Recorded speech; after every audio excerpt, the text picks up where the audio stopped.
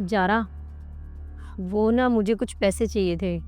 मुझे अभी के लिए कुछ कपड़े लाने हैं और मुझे अपना भी कुछ सामान लेके आना है। ऐसा है दीदी, पैसे नहीं है हमारे पास। और ये डेली डेली ना मार्केट अपने पति के पैसों से किया करो।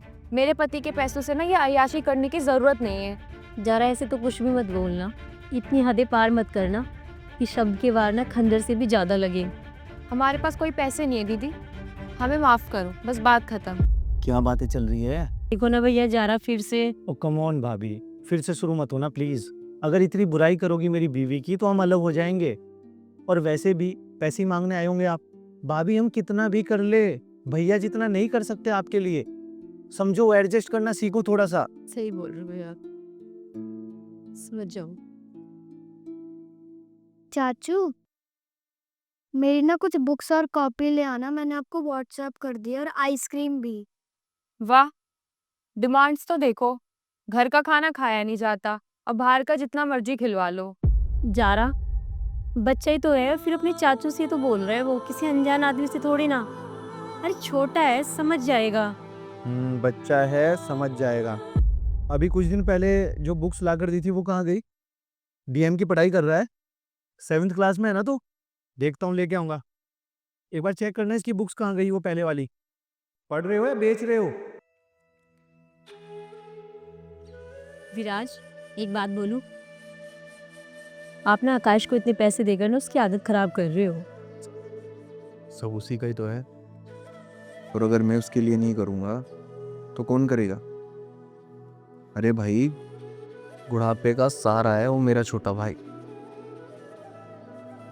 अगर मुझे कुछ हो गया तो वही ध्यान रखेगा अभी का और तुम्हारा। क्या होगा तुम्हें? बेकार की बात। जिंदगी का कुछ पता थोड़ी ना है, कब क्या हो जाए।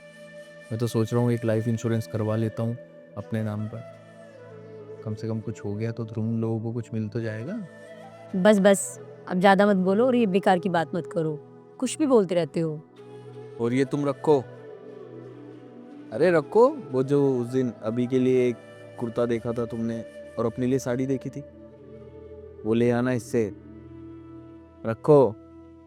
अच्छे से दोनों सुंदर सुंदर बन के दिखाना मुझे पहन के। ठीक है। जब तक मैं हूँ पैसों की टेंशन लेने की जरूरत नहीं है, और मेरे भाई के होते हुए।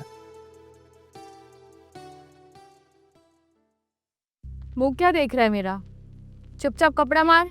पर चाची, मैं बहुत थक गया हूँ और मुझे पढ़ाई करनी है। चुपचाप कपड़ा मार रहा है या तुझे और तेरी माँ को बाहर करूँ घर से?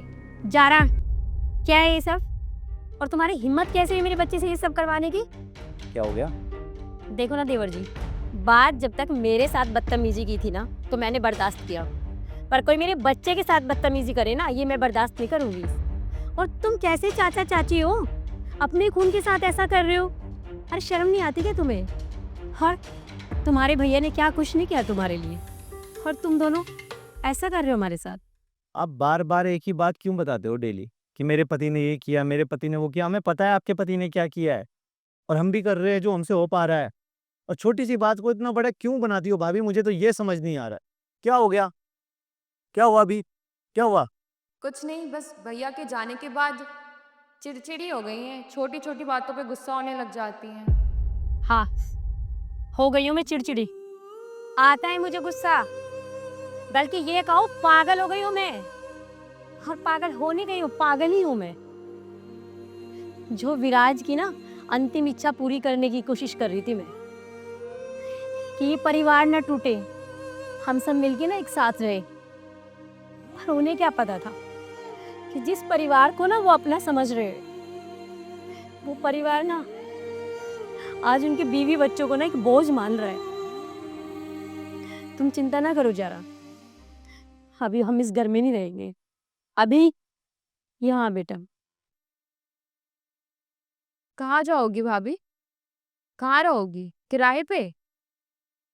मैं कहीं भी रहूं जारा, तुझे चिंता करने की जरूरत नहीं है। पति मरा है मेरा, माँ बाप नहीं मरे हैं मेरे। और ज्यादा परेशान मत हो, अपने पति की प्रॉपर्टी में से हिस्सा लेके नहीं जा रही हूँ मैं।